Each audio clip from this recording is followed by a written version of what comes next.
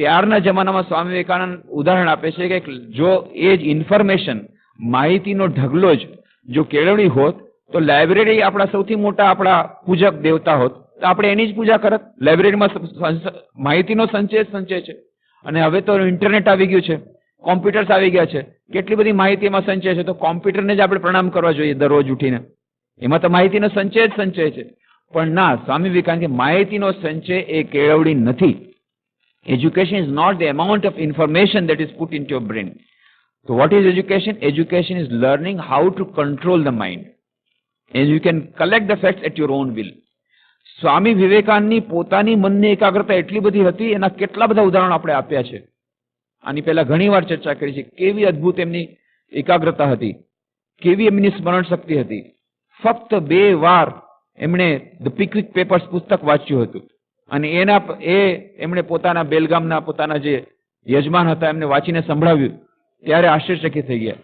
Pole ડાયસન જેવા German philosopher, એમને આખી જયારે કવિતા જે વાંચતા હતા આખી કહીને સંભળાવી દીધી એકવાર વાંચીને, ત્યારે પોલ ડાયસનને પણ ખૂબ આશ્ચર્ય થયું. પહેલા તમને ખૂબ ખોટું લાગ્યું, વાહ. હું ઓરડામાં આવ્યો, મેં એમને પોકાર્યા, એમને જવાબ ન દીધો. એમને લાગે છે કે ઢોંગ કરે છે સ્વામીજી, જાણે બહુ પોતે વાંચતા હોય એવો ઢોંગ કરે છે. પછી જયારે 15 મિનિટ પછી પાછા જયારે સ્વામીજી જયારે એ પુસ્તકમાંથી બહાર આવ્યા અને ત્યારે પોલ ડાયસને કહ્યું, હું તમને બોલાવવા ગયો તો પણ તમે મારા તરફ ધ્યાન ના આપ્યું, કે મને તો ખબર નથી. પોલ ડાયસનને ત્યારે વિશ્વાસ ન થયો.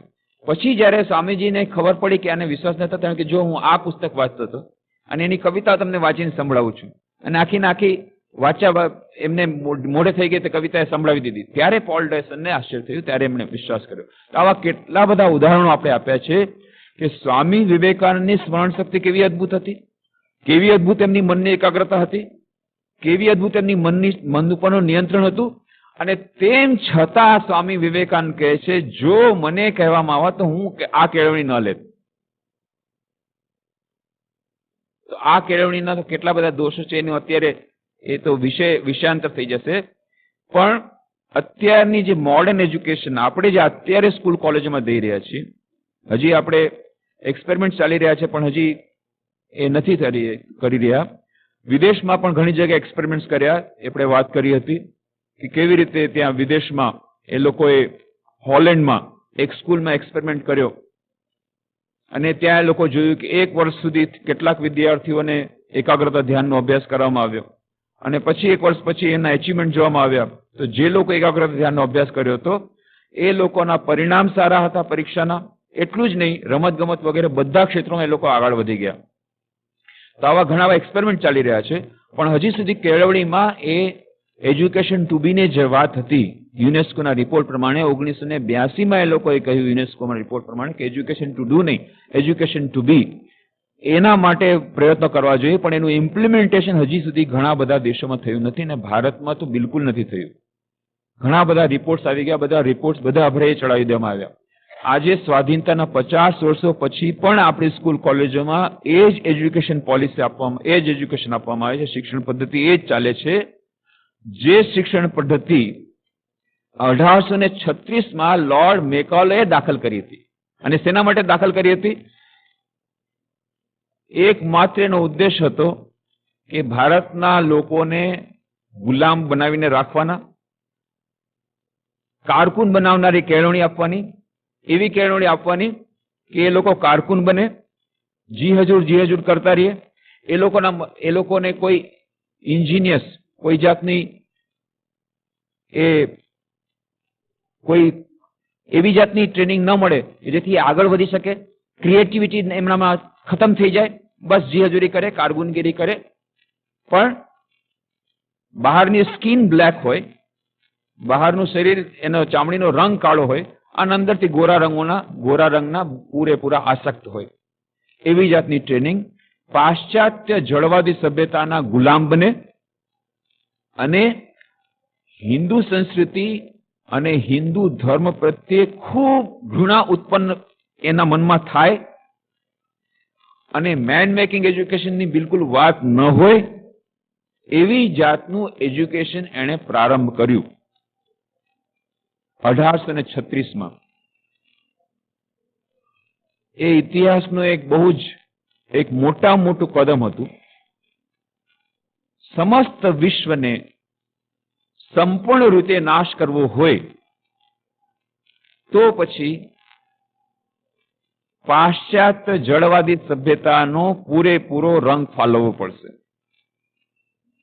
પાશ્ચાત્ય જળવાદી સભ્યતા જે એમ કે છે કે જે બહાર મેટર દેખાય છે, પદાર્થ છે, એ જ બધું છે અને બીજું કાંઈ નથી, અને બસ ખાઓ પીઓ મોજ કરો અને મરી જાઓ, એના સિવાય બીજું જગતમાં કાંઈ નથી. આવી જાતનું જે મટીરિયલિસ્ટિક નોલેજ અને મટીરિયલિસ્ટિક જે ફિલોસોફી, એ દર્શન પર આધારિત પાશ્ચાત્ય જળવાદી સભ્યતા, એ સભ્યતાને જ વધારેમાં વધારે પ્રશ્રય આપે એવી જાતની કેળવણી આપવાથી શું થાત? સમસ્ત વિશ્વમાં પાશ્ચાત્ય જળવાદી સભ્યતાનો જય થાત. એકમાત્ર દેશ છે જે આધ્યાત્મિક સંસ્કૃતિને જાળવી રાખે છે. દરેક દેશનો એક રોલ હોય છે. સ્વામી વિવેકાનંદ કહે છે કોઈ દેશને રોલ આપવામાં આવે છે એ કળા અને સંસ્કૃતિને જાળવી રાખે, કોઈ દેશને રોલ આપવામાં આવ્યો છે કે આખા વિશ્વમાં એ કોમર્સને, વેપાર ધંધાને જાળવી રાખે. એવી જ રીતે ભારત દેશના ઉપરમાં એનો ફાળો આવ્યો છે આખા વિશ્વમાં સંસ્કૃતિ અને અધ્યાત્મને જાળવીને રાખે.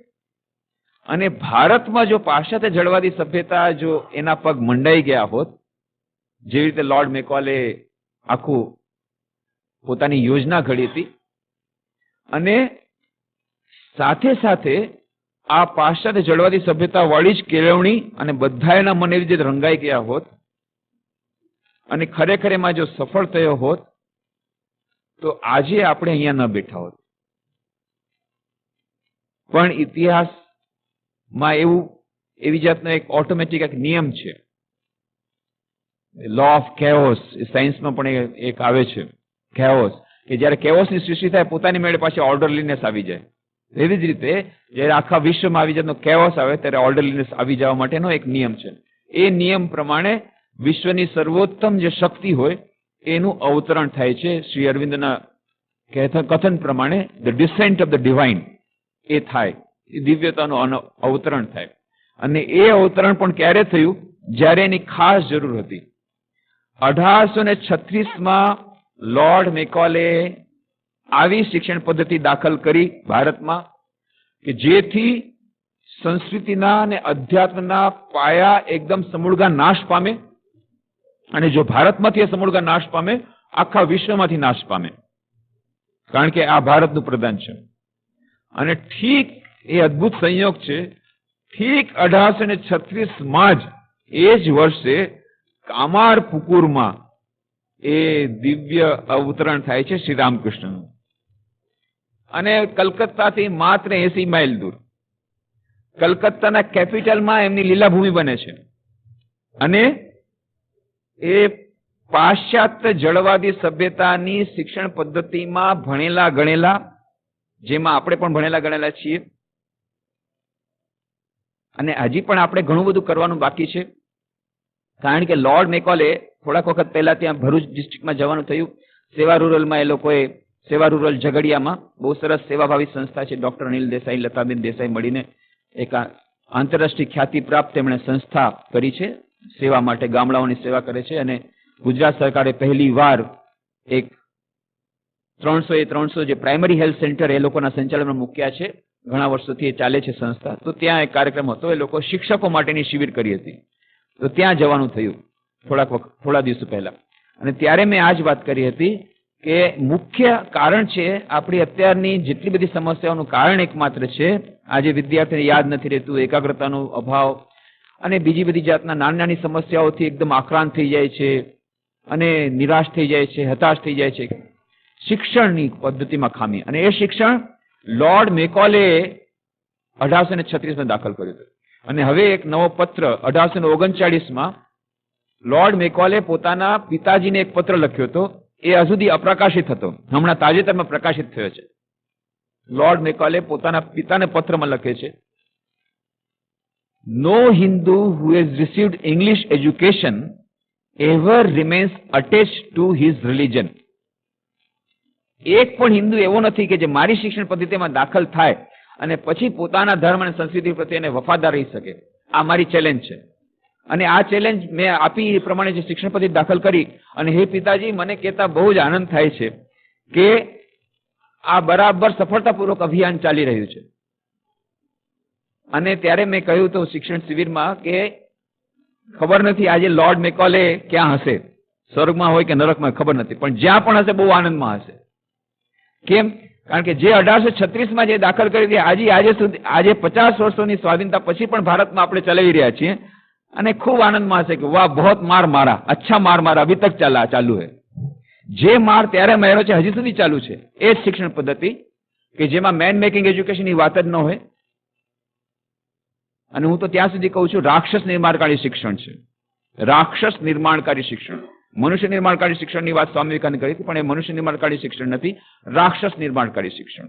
રાક્ષસ કે જે ફક્ત પોતાનું જ જુએ, ભર્તરીની ભાષામાં કે જે માત્ર પોતાનો સ્વાર્થ જુએ, પોતાના નાનકડા સ્વાર્થને ખાતર બીજાનું ગમે એટલું નુકસાન કરે. 4 પ્રકારના વ્યક્તિઓની વાત કરી મનુષ્યની. પ્રથમ સત્પુરુષા, બીજા સામાન્ય મનુષ્ય, ત્રીજા માનુષ રાક્ષસા કે જે પોતાના નાનકડા સ્વાર્થને ખાતર બીજાનું ગમે એટલું નુકસાન કરે, એ છે માનુષ રાક્ષસા. ચોથા પ્રકારના કે તે કે ન જાની મેં, એનું નામ મને નથી આવડતું, એ તો પોતાના સ્વાર્થ ન હોય તોય બીજાનું નુકસાન કરે છે. તો આ માનુષ રાક્ષસા, આ રાક્ષસ નિર્માણકારી શિક્ષણ દેવામાં આવે છે. અને જીવનની કળાનું કોઈ એમાં શિક્ષણ નથી, આર્ટ ઓફ લિવિંગ કંઈ નથી, કે જીવનમાં જ્યારે સમસ્યા હોય ત્યારે એને કેવી રીતે સામનો કરવો, કેવી રીતે બીજા સાથે બિહેવ કરવું, કેવી રીતે બધી સમસ્યાઓનો સામનો કરવો, એવી જાતની કોઈ ટ્રેનિંગ નથી એજ્યુકેશન, આપણા એજ્યુકેશનમાં. અને સૌથી વધારે તો આપણી સંસ્કૃતિને, આપણી અધ્યાત્મ પ્રત્યે એને ઘૃણા ઉત્પન્ન થાય એવી જાતનું શિક્ષણ. અને આપણે એને ચલાવીને રાખ્યું સ્વાધીનતા પછી સો કોલ્ડ સેક્યુલરિઝમના નામે. સેક્યુલરિઝમનો જુદો જ અર્થ આપણે લઈ લીધો. સેક્યુલરનો અર્થ એવો નથી થતો કે આપણે, સેક્યુલરનો અર્થ થાય છે, સેક્યુલર સ્ટેટનો અર્થ થાય છે અસાંપ્રદાયિક, એને બદલે અધાર્મિક. ધર્મની કોઈ શિક્ષણ નહીં, કોઈ જાતનું ધર્મ નહીં. બધા ધર્મનું શિક્ષણ દેવું જોઈએ, એને બદલે કોઈ પણ ધર્મનું શિક્ષણ નહીં. ચાલો ધર્મથી જ નાબૂદ કરી નાખો, કોઈ નૈતિક શિક્ષણ નહીં, કોઈ જાતનું વેલ્યુ ઓરિએન્ટેડ એજ્યુકેશન નહીં, કાંઈ બધું નહીં. બસ physics, chemistry, mathematics, geography, history બધું ભણાવો, અને પછી એમએસસી બોટનીમાં, બાયોલોજીમાં ફર્સ્ટ ક્લાસ થાવ, અને પછી નાનકડું જીવનમાં નાનકની સમસ્યા આવે, ઝેર પી ગટગટાઈને મરી જાઓ. આ છે શિક્ષણ. નાનકડી એક સમસ્યા આવી, બસ ઝેર પીઓ, ગટગટ મરી જાઓ. ખબર જ નથી જીવન શેના માટે છે, જીવન કેટલું અમૂલ્ય છે, મનુષ્ય જીવન કેટલું અમૂલ્ય છે, જીવન જીવવાની કળા શું છે, જીવનમાં કેટલી બધી જાતની સમસ્યાનો કેવી રીતે સામનો કરો, કાંઈ કરતા કાંઈ નહીં. ફર્સ્ટ ક્લાસ બોટની, ઝુલોજી, પણ જીવન જીવવાની કળા નહીં. આ જાતનું શિક્ષણ એ આપવામાં આવ્યું, અને એ લોર્ડ મેકોલે શરૂ કર્યું હતું, અને હજી આ સુધી આપણે ચલાવ્યું છે. એને કારણે જ આપણી દુર્દશા છે. પણ તેમ છતાં આપણો સંપૂર્ણ વિનાશ નથી થયો. એનું કારણ છે કે ઠીક 1836માં જ અદ્ભુત સંયોગ શ્રી રામકૃષ્ણનો આવિર્ભાવ થયો, અને આપણા સૌના પ્રતિનિધિ, આજે મોડર્ન એજ્યુકેશનમાં જે લોકો એજ્યુકેટેડ છે, એના વતી પાશ્ચાત્ય જળવાદી સભ્યતાના પ્રતીક રૂપી એ આપણા પ્રતિનિધિ જાય છે. નરેન્દ્રનાથ, એ કોલેજના વિદ્યાર્થી, પ્રેસિડેન્સી કોલેજમાં ભણવાવાળા, જનરલ એસેમ્બલી કોલેજમાં ભણવાવાળા, કેલકટા યુનિવર્સિટીના સ્ટુડન્ટ, અને શ્રી રામકૃષ્ણ પાસે જઈ અને પોતાની વાત રજૂ કરે છે. અમે ઈશ્વરમાં માનતા નથી, અમે મોડર્ન એજ્યુકેટેડ માણસ છીએ, અમે આ હિન્દુ ધર્મમાં માનતા નથી, અમે સંસ્કૃતિમાં માનતા નથી, અમે આત્મામાં માનતા નથી, ઈશ્વરમાં માનતા નથી, પુરાવો શું છે? અને ત્યારે શ્રી રામકૃષ્ણ પાસેથી એમને ઉત્તર મળે છે, હા મેં પોતે ઈશ્વરના દર્શન કર્યા છે. અને પછી ધીરે ધીરે, પણ તોય સ્વીકારતા નથી. સ્વામી વિવેકાનંદ કહે છે, નરેન્દ્રનાથ મારે બધી વાત ચકાસણી કરવાની છે, એમને હું સ્વીકારી નહીં. 6 વર્ષો સુધી લોંગ ફાઇટ, ખૂબ સ્ટ્રગલ કરે છે. શ્રી રામકૃષ્ણ દરેક વાત કાપવાનો પ્રયત્ન કરે છે. છેવટે જ્યારે પોતાનો અનુભવ થાય છે ત્યારે સ્વીકાર કરે છે. આ એક કે પાશ્ચાત્ય જળવાદી સભ્યતાનો પરાભવ કોના હાથે થાય છે? શ્રી રામકૃષ્ણ દેવ. અને એ પણ અદ્ભુત સંયોગ કે એ આ લોર્ડ મેકોલેની શિક્ષણ પદ્ધતિમાં ભણ્યા જ નહીં. કામારપુકુરમાં પાઠશાળામાં થોડાક દિવસો માટે ગયા, પણ ત્યાં ગમ્યું નહીં. બસ એ પાઠશાળા મૂકી દીધી તો મૂકી દીધી, એના પછી ભણવાનું નથી. થોડુંક પોતાના નામ લખતા આવડ્યું એટલું જ, થોડુંક લખી શકતા, થોડુંક વાંચી શકતા, પણ એ પાઠશાળાની બહાર. બાકી તો એ પાઠશાળા છોડી છેલ્લે સુધી ભણ્યા નહીં. જે પાઠશાળામાં ભણ્યા નહોતા સો કોલ્ડ એજ્યુકેટેડ બિલકુલ નહોતા, ઓલમોસ્ટ અનલેટર્ડ, એવા રામકૃષ્ણ પાસે કેશવચંદ્ર સેન, કે જેની વક્તૃત્વ સાંભળવા માટે રાણી વિક્ટોરિયા ઇંગ્લેન્ડમાં આવતા, એ કેશવચંદ્ર સેન એમના ચરણ તળે બેસે છે. મોટા મોટા વિદ્વાનો ઈશ્વરચંદ્ર વિદ્યાસાગર, બંકિમચંદ્ર ચટ્ટોપાધ્યાય એમની સાથે વાત કરે છે. શ્રી રામકૃષ્ણ પાસે પરાભવ પામે છે, એમની વાતચીત એ આગળ નથી વધી શકતા. તો એ નરેન્દ્રનાથમાંથી સ્વામી વિવેકાનંદ બન્યા. એની પાછળનું રહસ્ય આ છે કે કેલકટા યુનિવર્સિટીમાં ભણ્યા હતા, અને આપણને એમ થાય છે કે જે આજની એજ્યુકેશન પોલિસીમાં ભણ્યા હતા તો પછી મહાન કેવી રીતે બન્યા, પણ આપણે ભૂલી જઈએ છીએ એક બીજી યુનિવર્સિટીમાં પણ એ દાખલ થયા હતા, અને એ છે શ્રી રામકૃષ્ણ યુનિવર્સિટી. શ્રી રામકૃષ્ણ પાસે એમણે એકાગ્રતા અને ધ્યાનનો અભ્યાસ કર્યો હતો. શ્રી રામકૃષ્ણ પોતે જઈને દેખાડી દે છે પંચવટી નીચે, આવી રીતે બેસવાનું, આવી રીતે ધ્યાન કરવાનું. કેમ? રાતના વધારે ખાધું નહીં, રાતના ઓછું ખાવાનું, આખી રાત ધ્યાન કરવું છે ને. અને કેવી રીતે કેટલી બધી રીતે માર્ગદર્શન આપે છે. કેમ? ત્યાં મેં સાંભળ્યું, ત્યાં ફલાણી જગ્યાએ ગયો હતો રંગ કરવા માટે સંગીતની મહેફિલમાં. સંગીતમાં બહુ પાવર હતા એટલે સંગીતની મહેફિલમાં જતા, ઉસ્તાદોની પાસે ભણ્યા હતા. બેની ઉસ્તાદ પાસે સ્વામી વિવેકાનંદે સંગીતનો અભ્યાસ કર્યો હતો, એટલે ક્યારેક ક્યારેક મુશાયરામાં જતા. શ્રી રામકૃષ્ણને જયારે ખબર પડી જતી, કેમ? એકાગ્રતા ધ્યાનનો અભ્યાસ કરવો છે, સંગ તેવો રંગ. જે નરેનને આટલો બધો પ્રેમ કરે છે, પણ એ જ નરેનને જયારે ખબર પડે છે કે આડાવડા જાય છે, તરત જ સાવધાન કરી દે છે. આજે તારું મોઢું નથી જોઈ શકતો. કેમ? આડેવડે ગયો. એક ઝીણી ઝીણી બાબતના એનું ધ્યાન રાખે છે. આ યુનિવર્સિટીમાં શ્રી સ્વામી વિવેકાનંદ ભણ્યા હતા, નરેન્દ્રનાથ, અને એટલા માટે સ્વામી વિવેકાનંદ બને છે. એકાગ્રતા અને ધ્યાનના, ફક્ત એકાગ્રતા ધ્યાનના અભ્યાસ દ્વારા એક મનુષ્ય કેટલો મહાન બની શકે એનું ઉચ્ચતમ ઉત્કૃષ્ટ ઉદાહરણ છે શ્રી રામકૃષ્ણ પરમહંસ. કોઈ યુનિવર્સિટીમાં ન ગયા, યુનિવર્સિટીની વાત જવા દે, કોલેજમાં ન ગયા, સ્કૂલમાં ન ગયા, હાઈસ્કૂલ નહીં, મિડલ સ્કૂલ નહીં, પ્રાઇમરી સ્કૂલ નહીં.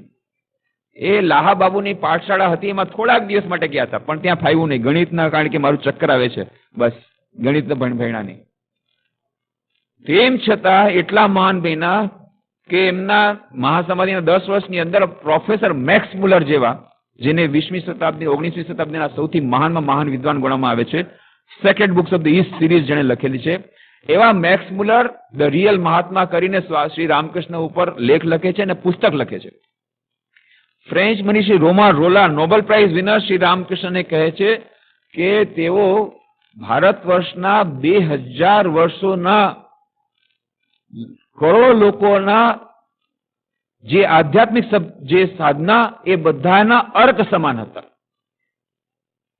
Shri Ramakrishna was the consummation of 2000 years of spiritual sadhana of 200 million people. Romain Rolland કહે છે. આટલા મોટા મોટા વિદ્વાનો, કેટલી એટલે વિશ્વના મહાન મહાન વિદ્વાનો શ્રી રામકૃષ્ણને આટલા મહાન વિદ્વાન માને છે, પણ ભણેલા ગળેલા નહીં. કઈ ટ્રેનિંગ લીધેલી? એકાગ્રતા અને ધ્યાનની. માત્ર એકાગ્રતા ધ્યાન દ્વારા જે કઈ ઓબ્ઝર્વ કરે છે, એકાગ્રતાપૂર્વક ઓબ્ઝર્વ કરે છે. અને એટલા જ માટે એમના ઉદાહરણો એટલા સચોટ છે. રામકૃષ્ણ કથામૃત વાંચો, કેટલી સુંદર વાર્તાઓ, કેવા સચોટ ઉદાહરણો. અને એક વસ્તુ જોઈએ, તરત જ એનું ઉદાહરણ આપી દે. અચ્છા, મને જરા સ્ટુડિયો બતાવો ને, કેવી રીતે સ્ટુડિયો કેવો હોય. તો સ્ટુડિયો જેવા લઈ ગયા, કેવી રીતે ફોટો ખેંચવામાં આવે. રાધા બજાર સ્ટ્રીટ છે કલકત્તામાં, ત્યાં લઈ ગયા કે આવી રીતે આ કે કેવી રીતે ત્યારના વખતમાં જૂની મેથડ હતી, એ કાચ ઉપર સિલ્વર નાઇટ્રેટ સોલ્યુશન લગાડવામાં આવે અને એના પછી એના ઉપરમાં છાપ પડી જાય. બસ આ જોઈ લીધું. બીજે જ દિવસે શ્રી રામકૃષ્ણ વાત કરે છે કે જુઓ, ધ્યાનમાં મન જામતું કેમ નથી ખબર છે? ઈષ્ટ દેવતા પર ધ્યાન કરવું ને, તો ઈષ્ટ દેવતા પર થોડો થોડો પ્રેમ હોવો જોઈએ. જો પ્રેમપૂર્વક ધ્યાન કરો, એમ સમજો કે ઈષ્ટ દેવતા તમારા તરફ હસી રહ્યા છે, તમારા તરફ સ્મિત કરી રહ્યા છે, તમને પ્રેમ કરી રહ્યા છે, એ ચિન્મય મૂર્તિ છે. એવી જાતે તમે ધ્યાન કરશો તો ધ્યાનમાં મન લાગી જશે. અને પછી કહે છે, જો આ રસ નહીં હોય, આ પ્રેમ રસ નહીં હોય, તો પછી એ ધ્યાન ચિત્તમાં છબી નથી પડતી. તમે જોયું ને કેમેરામાં, એ ફોટો લેવો હોય તો ફક્ત કાચ ઉપર તમે છાયા રાખો તો ન થાય, પણ એમાં જો સિલ્વર નાઇટ્રેટ સોલ્યુશન લગાડી દો તો તરત એમાં ફોટો આવી જાય છે. એવી જ રીતે આ ચિત્તમાં જો પ્રેમ રસ રૂપી એ સિલ્વર નાઇટ્રેટનું સોલ્યુશન લગાડી દો, પછી જો તમારી ઈષ્ટ દેવતાનું ધ્યાન તમારે બહુ સરસ થશે. એક સાધારણ કોઈ વસ્તુ જોઈ તરત જ એનું ઉદાહરણ રજૂ. ભક્તો લઈ ગયા છે શ્રી રામકૃષ્ણને સર્કસ જોવા માટે. સર્કસ જોયું, શ્રી રામકૃષ્ણ બહુ મજા આવી, તાળી પાડી પાડીને જુએ છે. બસ પછી બીજે દિવસે ઉદાહરણ આપે કે જુઓ, એકાગ્રતા ધ્યાનમાં આગળ વધવું હોય તો અભ્યાસ કરવો જોઈએ, નિયમિત અભ્યાસ કરવો જોઈએ. અભ્યાસ કર્યા વગર નહીં થાય. અને અભ્યાસ કરશો, શરૂઆતમાં તો કઠિન લાગશે, પણ જોજો પછી તો તમે એટલા આગળ વધી જશો. પણ અભ્યાસ કરવો પડશે. અને પછી તરત જ ઉદાહરણ આપે, જો સર્કસ જોવા, તમે સર્કસ જોઈ છે? સર્કસમાં તમે જુઓ શું થતું હતું. સર્કસમાં શું જોયું? ઘોડા ચારે તરફ દોડી રહ્યા છે અને ઘોડા પર એક મેમ સાહેબ ઊભી છે, એક પગ ઉપર ઊભી છે ઘોડા, અને ઘોડા જોર જોરથી દોડી રહ્યા છે અને મેમ સાહેબ એક પગે ઊભી છે. અને પછી શું થાય છે? ત્યાં રિંગ લાગેલી છે, એ રિંગમાંથી ઘોડા પસાર થાય છે. અને જ્યારે રિંગમાંથી ઘોડા પસાર થાય છે ત્યારે પેલી મેડમ, પેલી જે મહિલા, એ ઘોડા પરથી કૂદકો મારી દે છે. અને જ્યારે રિંગમાંથી ઘોડો પાછો પસાર થાય છે, પાછી જઈને ઘોડા ઉપર ચડી સવાર થઈ જાય છે, પાછી એક પર ઉભી રહે છે અને પાછા ઘોડા દોડે છે. જોયું કેટલું કઠિન કામ? એક તો એક પગે ખડા રહેવું જ કેટલું કઠિન કામ. એમાં પાછા ઘોડા જ્યારે દોડતા હોય એ પછી રિંગમાંથી જાય ત્યારે એમાંથી છલાંગ લગાવવાની, અને પાછી એવી રીતે છલાંગ લગાવવાની પાછો ઘોડો જ્યારે બહાર નીકળે ત્યારે એના જ ઉપર ઉભા થઈ જવાનું, અને પાછું એક પગે ખડા રહેવાનું. આટલા જોરથી દોડતા હોય તો એક પગે ખડા રહેવાનું. કેટલું કઠિન કામ છે! પણ કેવી રીતે કર્યું? અભ્યાસ દ્વારા. પેલા એને પૂછી જો કે એને શું કર્યું હશે. શરૂઆતમાં તો ઘોડા ઉપર ચડી જ ન શકતી હોય, પછી માંડ ઉભી રહી બંને પગે તો પણ પડી જાય, પછી એક પગે ઉભા રહેવાનું શરૂ કર્યું, એક પગે ઉભા રહીએ તો પછી એક પગે ઉભા નહીં રહી શકે, પછી એક પગે માંડ ઉભા રહેવાનું શરૂ કર્યું, પણ જ્યાં ઘોડો દોડવા લાગે ત્યાં પોતે પડી જાય. એમાં પાછું ચડવાનું શરૂ કર્યું. ધીરે ધીરે ધીરે ધીરે અભ્યાસ કરતા કરતા આજે એવી સ્થિતિ છે ખબર જ નહીં પડતી, સિફતપૂર્વક ચલાવે છે. એવી જ રીતે કહે છે, ઘણી વાર તમે પડશો, અભ્યાસ કરવા જતા જતા ક્યારેક ક્યારેક ધ્યાનમાં મન નહીં લાગે, પણ તમે અભ્યાસ રાખો, અભ્યાસ રાખો. અભ્યાસ કરતા કરતા પછી જે વસ્તુ અત્યંત કઠિન લાગે છે એ પણ સરળ થઈ જશે. આવી રીતે શ્રી રામકૃષ્ણ દેવ, એમનું ઓબ્ઝર્વેશન પાવર એટલું કીન હતું, એટલી તીક્ષ્ણ એમની એકાગ્રતાની શક્તિ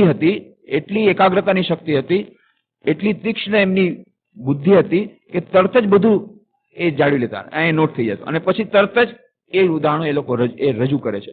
તો આ એકાગ્રતા અને ધ્યાનનો અભ્યાસ, એકાગ્રતા અને ધ્યાનનું શિક્ષણ, એ જ એક શિક્ષણ શ્રી રામકૃષ્ણ પોતે મેળવ્યું હતું. ફક્ત એ એક જ શિક્ષણ દ્વારા તેઓ આટલા મહાન બન્યા કે સ્વામી વિવેકાનંદ જે એમને ચરણે બેસી અને શિક્ષણ પ્રાપ્ત કરે છે, અને સ્વામી વિવેકાનંદ કહે છે કે એમની કૃપા કટાક્ષ દ્વારા લાખો લાખો વિવેકાનંદ પેદા થઈ શકે. એમના કૃપા કટાક્ષથી, એમની કૃપાથી લાખો વિવેકાનંદ પેદા થઈ શકે. બીજી જગ્યાએ કહે છે એમની ચરણ ધૂળથી લાખો વિવેકાનંદ પેદા થઈ શકે. તો કેટલા મહાન બન્યા એ શ્રી રામકૃષ્ણ આજની આધુનિક શિક્ષણ પદ્ધતિમાં દાખલ થયા વગર બન્યા. અને આ ચેલેન્જ આપી કે તમે આધુનિક શિક્ષણ પદ્ધતિમાં દાખલ થયા છો, આ તમારું શિક્ષણ. ફક્ત એકાગ્રતા ધ્યાનના શિક્ષણ દ્વારા શ્રી રામકૃષ્ણ આટલા મહાન બન્યા. અને ધ્યાનમાં એટલા બધા પ્રવીણ, અત્યાર સુધી વિશ્વના ઇતિહાસમાં આપણને એવો કોઈ દાખલો નથી મળતો કે ધ્યાનમાં ઐતિહાસિક રૂપે, પુરાવા રૂપે, કે ધ્યાનમાં આટલી બધી પ્રવીણતા. જ્યારે નિર્વિકલ્પ સમાધિ થઈ એમને, જ્યારે અદ્વૈત વેદાંતની સાધના કરી ત્યારે 6 મહિના સુધી નિર્વિકલ્પ સમાધિમાં રહ્યા. એમ કહેવાય છે, શ્રી રામકૃષ્ણ પોતે કહે છે, સાધારણ જીવ 21 દિવસથી વધુ આ સમાધિ અવસ્થામાં ન રહી શકે, ત્યાં શ્રી રામકૃષ્ણ 6 મહિના સુધી રહે છે. કેવી રીતે? તો એ પણ અદ્ભુત વાત કે કોઈક એક માણસ ક્યાંકથી, એક સંન્યાસી આવી ચડ્યો અને થોડા દિવસને અંતરે એ શ્રી રામકૃષ્ણના મોઢામાં ખાવાનું નાખે છે. પણ ત્યારે તો શ્રી રામકૃષ્ણ સમાધિ અવસ્થામાં ખાઈ નથી શકતા, શરીર ટકે કેવી રીતે? એટલે લાકડી મારી અને એની ચેતન અવસ્થા લાવે છે. થોડી ચેતન અવસ્થામાં આવે ત્યારે ખટ કરીને થોડુંક નાખી દે ખાવાનું. આવી રીતે એમનું શરીર ટકી રહ્યું હતું 6 મહિના સુધી નિર્વિકલ્પ સમાધિમાં. મુહુર્મુહુ સમાધિમાં જાય છે શ્રી રામકૃષ્ણ દેવ.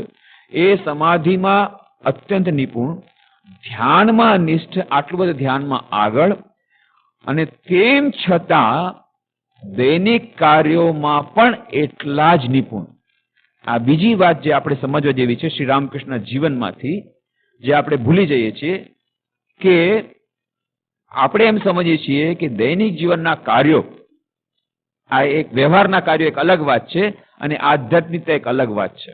આ વોટર ટાઇટ કમ્પાર્ટમેન્ટ જે કરીએ છીએ, શ્રી રામકૃષ્ણ કહે છે ના, આધ્યાત્મિકતા એ 24 કલાકની વાત છે અને ધર્મ અને આધ્યાત્મિકતા વચ્ચેનો અંતર પણ આપણે સમજવું પડશે. આપણે જેમ કહ્યું હતું કે કોણે કેટલા વ્રત એકટાણા ઉપવાસ કર્યા, કોણે કેટલા વાર મંદિર ગયું, મસ્જિદ ગયું, ગિરજાઘર ગયું, આ બધો ધર્મ એ બહારનો પાળવાનો જે છે એ ધર્મ છે. એ ધર્મમાં કોઈ આગળ વધે અને સાથે સાથે એકાગ્રતામાં આગળ વધશે એવી કોઈ ગેરંટી નથી. પણ ખરેખર આધ્યાત્મિક જેની પ્રગતિ થશે, ખરેખર જે એકાગ્રતા ધ્યાનમાં આગળ વધશે, એના પ્રત્યેક કાર્યમાં નિપુણતા આવશે. આપણને એવી જાતનું મનમાં ખ્યાલ હોય ભાઈ જે લોકો વધારે ઈશ્વરનું નામ લેતા હોય, વધારે ભગવાન નામ લેતા હોય, એ તો ભગત હોય, એ તો જે વ્યવહારના કામમાં તો એને ભાઈ એને વ્યવહારનું કામ નહીં સોંપતા, એ તો ભગત થઈ ગયો છે. આ સાધારણ આપણી એક જાતનો આપણા મનમાં એક કોન્સેપ્ટ છે કે એ ભગતડો થઈ ગયો છે, એને હવે નહીં આપતી, તો ભગવાન નામ લેવામાં લાગી ગયો છે, એનાથી આ વ્યવહારનું કામ નહીં થાય, ભગતડો થઈ ગયો છે. અથવા તો એ બહુ વધારે જ્ઞાન થાય કે અરે શુષ્ક જ્ઞાની છે, શુષ્ક જ્ઞાની, દુનિયા 3 કાલ में મિથ્યા, એ આ દુનિયાદારીની વાતો શું સમજશે, એ કેવી રીતે મેનેજમેન્ટ કરશે, મોડર્ન મેનેજમેન્ટ કેવી રીતે કરશે, એ શું ઓફિસ મેનેજમેન્ટ કરવાનો હતો, એ તો વેદાંતી છે. તો વેદાંતી છે એટલે કાઠ વેદાંતી. વેદાંતી આપણા મનમાં ધારણા શું છે? વેદાંતનો અર્થ એવો છે, સ્વામી રંગનાથે આજે બહુ સુંદર વાત કરી કે વેદાંતનો અર્થ મોટાભાગના લોકોના મનમાં એવો છે, વેદાંત એટલે એવું તત્વ કે જે સાધારણને ન સમજાય એવું, અને જે આપણા માટે નથી, અને જે ફક્ત સાંભળવા માટે છે અને કહેવા માટે છે કે એમણે વેદાંતની વાત સાંભળી, પણ એ આચરણ માટે નથી. અને વેદાંત એટલે બહુ મોટી વાત, અને વેદાંત એટલે શુષ્ક વાતો. અને વેદાंत की मुख्य बात है दुनिया 3 काल में मिथ्या है, तो दुनिया 3 काल में मिथ्या है तो ऑफिस भी मिथ्या है, तो फिर ऑफिस का मैनेजमेंट क्या है, वो भी मिथ्या है. आ छे आ काठ वेदांत. આપણા મનમાં કોન્સેપ્ટ છે આ કાઠ વેદાંતની. વેદાંતી એટલે કાઠ વેદાંતી બની જવું, અને ભક્તિમાં આગળ વધવું એટલે ભગતોળ બની જવું, કે જેને આ દૈનિક જીવનના કાર્યોમાં એકદમ કોઈ જાતની કદર જ ન હોય, કોઈ જાતની એની જાતની કોઈ યોગ્યતા જ ન હોય, નિપુણતા ન હોય.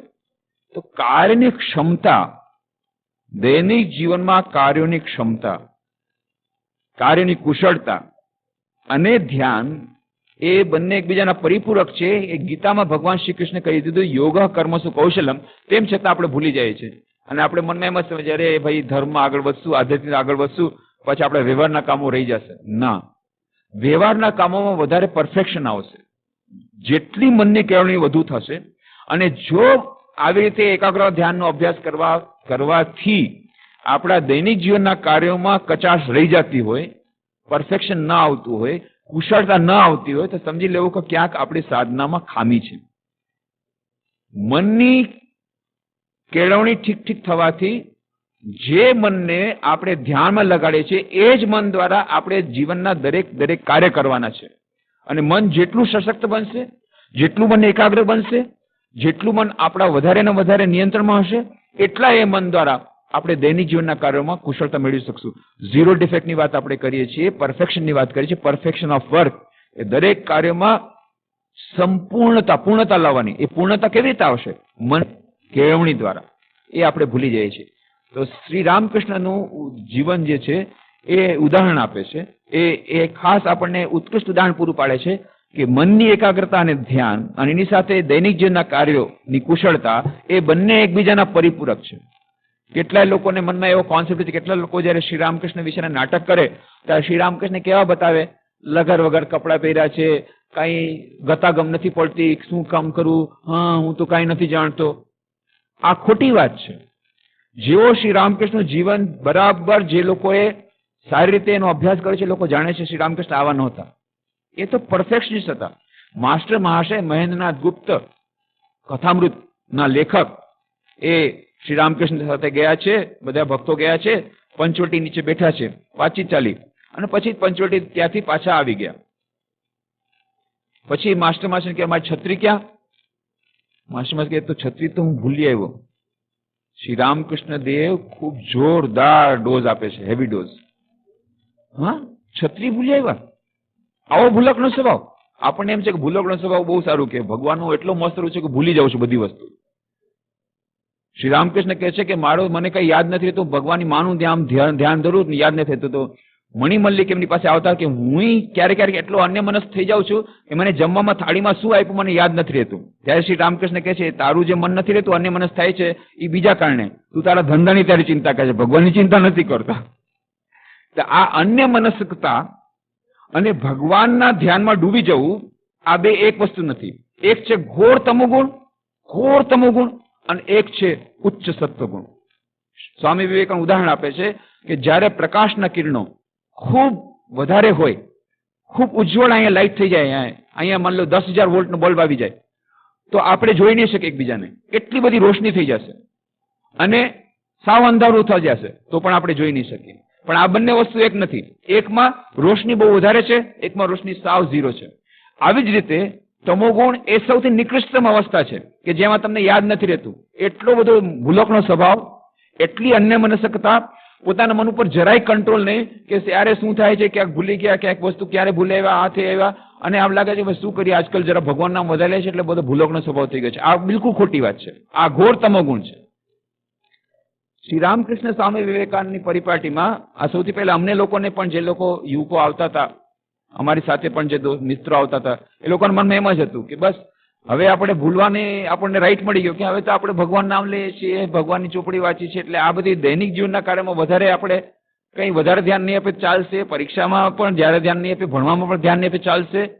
પણ પછી ટ્રેનિંગ આપવામાં આવ્યું નહીં. જે આમાં ધ્યાન આપી શકશે એ જ તેમાં ધ્યાન આપી શકશે, જે આમાં ધ્યાન નહીં આપી શકે એમાં તો જરાય ધ્યાન નહીં આપશે, કારણ કે આ તો એના કરતાં વધારે કઠિન છે, 1000 ગણું કઠિન છે. પરીક્ષામાં જો તમે ગોલ્ડ મેડલ નહીં મેળવી શકો તો પછી ત્યાં ધ્યાનમાં તો તમને લોઅર પર્સન્ટેજ મળવા પણ મુશ્કેલ છે, કારણ કે એના કરતાં 1000 ગણું વધારે છે. તો અહીંયા જે ગોલ્ડ મેડલિસ્ટ છે એની જ શક્યતા છે કે ત્યાં થોડોક સફળ થાય. એટલા માટે પહેલા અમારે રામકૃષ્ણ મિશન કોઈ જોઈન કરવા માટે આવે તો પહેલા કહે છે ગ્રેજ્યુએટ થઈને આવો, ગ્રેજ્યુએટ થઈને કહે છે પહેલા પોસ્ટ ગ્રેજ્યુએટ થઈને આવો, પહેલાથી કહી દે કે ફર્સ્ટ ક્લાસ હોવું જરૂરી છે. કેમ? એટલા માટે નહીં. પછી એ લોકો ઉદાહરણ પણ આપે, જો શ્રી રામકૃષ્ણ દેવ તો ભણ્યા નહોતા, આજે શું શ્રી રામકૃષ્ણ આવશે તમે શું એને ના પાડી દેશો કે હા ના પાડી દેશો? સ્વામી વિવેકાનંદે રામકૃષ્ણ મિશન શરૂ કર્યું ને એમણે આ નિયમ કરી દીધા. તો શ્રી રામકૃષ્ણની વાત અલગ હતી. શ્રી રામકૃષ્ણ દેવ પોતે એકાગ્રતા ધ્યાન એવી ટ્રેનિંગ કરી હતી, એમની વાત એવી ટ્રેનિંગ હતી કે ગમે ત્યાં વસ્તુમાં ધ્યાન આપતા તરત જ કરી શકતા. તમારી પાસે ટ્રેનિંગ છે. એટલા માટે મુખ્ય વાત છે કે જે આ ભણવામાં ધ્યાન નથી આપી શકતા એ ધ્યાનમાં તો કેવી રીતે ધ્યાન આપી શકશે? એટલા માટે આ કરવામાં આવ્યું છે. અને બીજા પણ ઘણા બધા કારણો છે. અહીંયા ઘણી બધી એક્ટિવિટી શરૂ થઈ છે રામકૃષ્ણ મિશન, જેનું મેનેજમેન્ટ કરવું પડે, એના માટે થઈને પણ શિક્ષણ પડવું પડે. પણ એ વિષયાંતર છે, એની વાતમાં અત્યારે નહીં જાય. પણ મુખ્ય વાત જે આપણે કહી રહ્યા હતા કે દૈનિક જીવનમાં કાર્યની કુશળતા, દૈનિક જીવનમાં પરફેક્શન અને મનની એકાગ્રતા અને ધ્યાનમાં આગળ વધવું, આ બંને એકબીજાના પરિપૂરક છે, એકબીજાના વિરુદ્ધનો નથી. આપણે મનમાં એમ સમજીએ છીએ કે ઓહો હવે તો આપણે ધ્યાનમાં બહુ વધારે રહીએ છીએ, હવે ભક્તિમાં આગળ વધી ગયા, હવે જરાક આપણે આધ્યાત્મિકતામાં આગળ વધી ગયા, એટલે હવે ચાલે દૈનિક કાર્યો, વ્યવહારના કાર્યો આપણે ગમે એવી રીતે કરીએ ચાલે, કપડાં ગમે તેમ કરીએ ચાલીએ, ઘર સાફ હોય તો ન હોય તો ચાલે. શ્રી રામકૃષ્ણનું બધા ઉદાહરણ આપે છે. માસ્ટર મહાશયને વઢે છે, છત્રી ભૂલી આવ્યા તમે? અહીંયાની એવી અવસ્થા છે, પોતાનું મારું નહોતો કહેતા શ્રી રામકૃષ્ણ, અહીંયાની એવી અવસ્થા છે કે ભગવાનમાં એટલું મન લીન રહે છે, મુહુર્મુહ સમાધિ થાય છે. સમાધિ એટલે તુર્ય અવસ્થામાં મન ચાલ્યું જાય છે. અને જ્યારે તુર્ય અવસ્થામાં થાય છે ત્યારે દેહનું જરાય ભાન નથી રહેતું, ત્યારે દેહ પર વસ્ત્ર છે કે નહીં એ પણ ભાન નથી રહેતું. તેમ છતાં આજ સુધી હું કોઈ છત્રી નથી ભૂલ્યો, કોઈ ટાવેલ નથી ભૂલ્યો, અને તમે એટલા મહાન થઈ ગયા આધ્યાત્મિકતા કે તમે છત્રી ભૂલી ગયા. શ્રી રામકૃષ્ણ દેવ કહે છે જ્યારે ઈશ્વરમાં મન છે ઠીક છે, બરાબર છે, પણ એ જ મન જ્યારે ઈશ્વરમાં નથી અને જીવન વ્યવહારના કામો કરો છો ત્યારે પૂર્ણ એકાગ્રતાપૂર્વક દરેકે દરેક કાર્ય કરવું પડશે. એટલે બહાર જ્યારે પણ પાછેથી આવે છે, કલકત્તા જતા પાછા આવે ત્યારે બધાને પૂછા ભક્તોને, બરાબર બધું લીધું? ટુવાલ ભૂલી તો નથી ગયા ને? છત્રી ભૂલી તો નથી ગયા ને? બધી વસ્તુ લીધી કે નહીં? એક કોઈ નાનકડી આઈટમ એ ધ્યાન રાખે છે કે કોઈ વસ્તુ ઘોડાગાડીમાં તો નથી રહી ગયા ને? કારણ ઘોડાગાડી વાળો તો ચાલ્યો જશે, પછી શું કરશો? તો દરેકે દરેક નાનામાં નાની વસ્તુ પર પણ શ્રી રામકૃષ્ણ દેવ ધ્યાન આપે છે. વ્યવહાર કુશળતા એ સાથે ને સાથે હોવી જોઈએ. આ અવ્યવહારુ બનવું અને ધાર્મિક બનવું એ બંને એક સાથે નહીં થાય. આપણા મનમાં કોન્સેપ્ટ છે ધાર્મિક બનવું, એનો મતલબ છે પછી તો તમે વ્યવહારમાં ગમે તે કરો ચાલે. શ્રી રામકૃષ્ણ બહુ જ સ્ટ્રિક્ટ હતા, બહુ કડક હતા.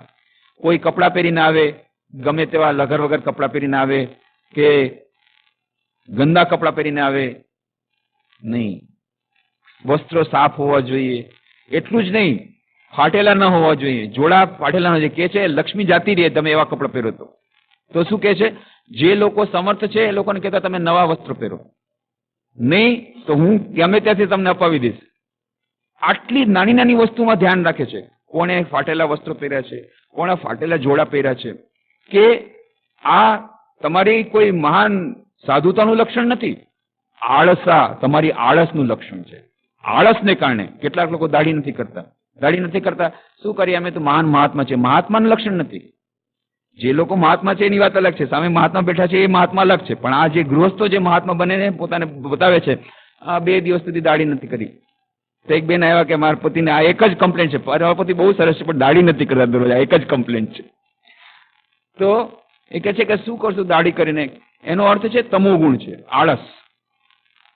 ઠીક છે, તો તમે સાધુ બની જાઓ ને, જાઓ ગિરનારમાં જાઓ, હિમાલયમાં જાઓ, તો પછી પાછું આ પત્ની બાળકોને પાછા કષ્ટ નહીં આપો.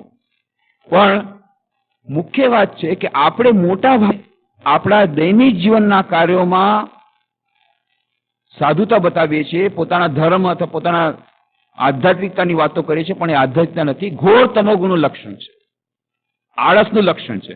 એ આળસને દૂર કરવી પડે. જ્યાં આળસ છે ત્યાં તમોગુણ છે, ત્યાં સત્વગુણ ના આવી શકે. જ્યાં સુધી સત્વગુણ નથી આવ્યું ત્યાં સુધી એકાગ્રતા ધ્યાનના અભ્યાસમાં આગળ ન વધી શકીએ.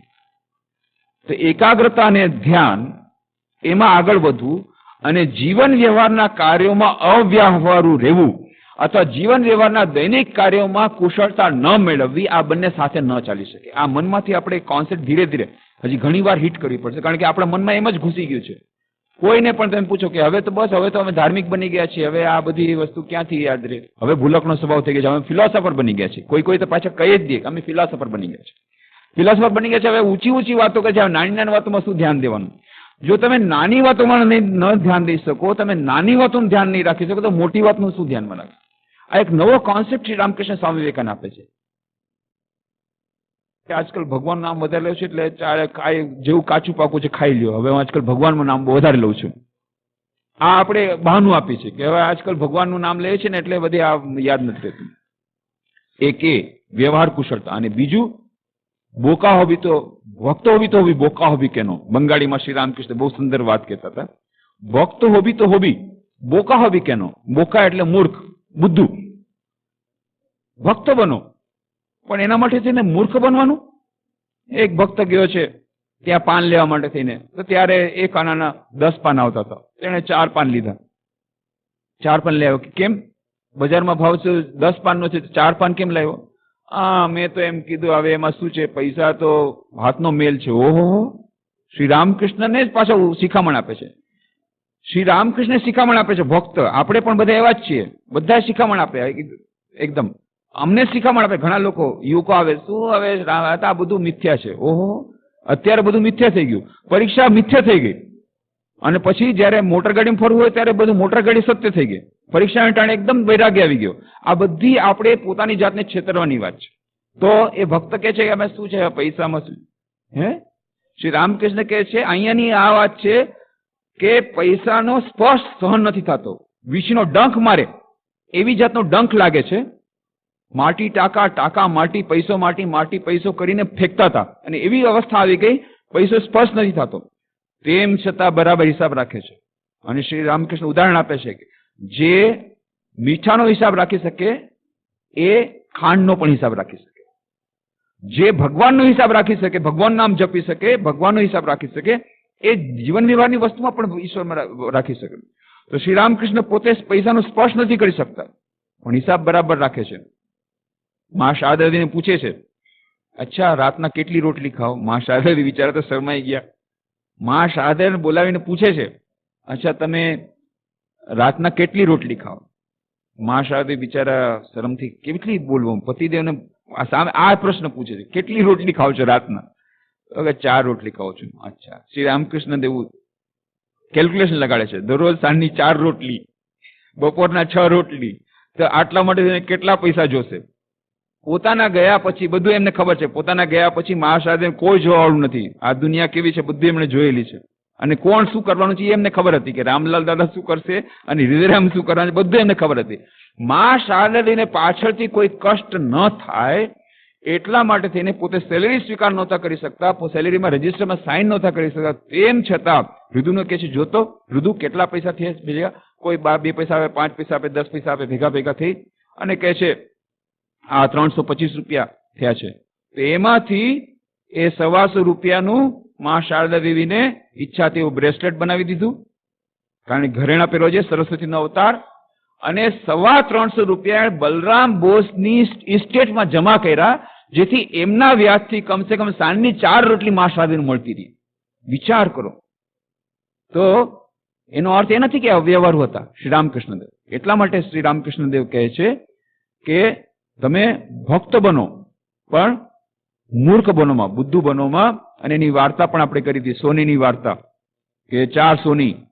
બધા લોકો માને છે ભક્ત, કેશવ કેશવ, અને બીજો કહે છે કે હરિ હરિ, ત્રીજો કહે છે હર હર, બીજો કહે છે ગોપાળ ગોપાળ, ત્રીજો કહે છે હરિ હરિ, અને ચોથો કહે છે હર હર. એની વાર્તા આપણે કીધી છે.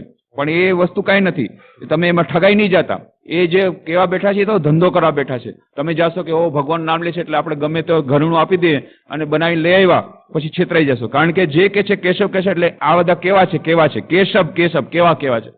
અને બીજો કે છે ગોપાળ ગોપાળ, આ કોડ લેંગ્વેજ છે. ગોપાળ ગોપાળ એટલે હાવ ગોવાળિયા જેવા છે, ભોળા ભટ્ટ છે.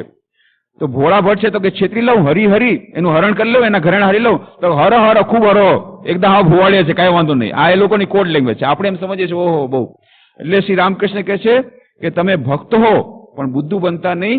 અને આ દૈનિક જીવનના વ્યવહાર કુશળતા, દૈનિક જીવનના પરફેક્શન ઓફ વર્ક, કાર્યની કુશળતા, યોગા કર્મસુ કૌશલમ અને ધ્યાન અને એકાગ્રતા, આ બંને એકબીજાના પરિપૂરક છે. આ વિશેની વિસ્તારની વાતો આવતા શનિવારે કરવાનો પ્રયત્ન કરીશું. આજે અહીં જ. ઓમ શાંતિ શાંતિ શાંતિ. હરિ ઓમ તત્સત. શ્રી રામકૃષ્ણાર્પણમસ્તુ.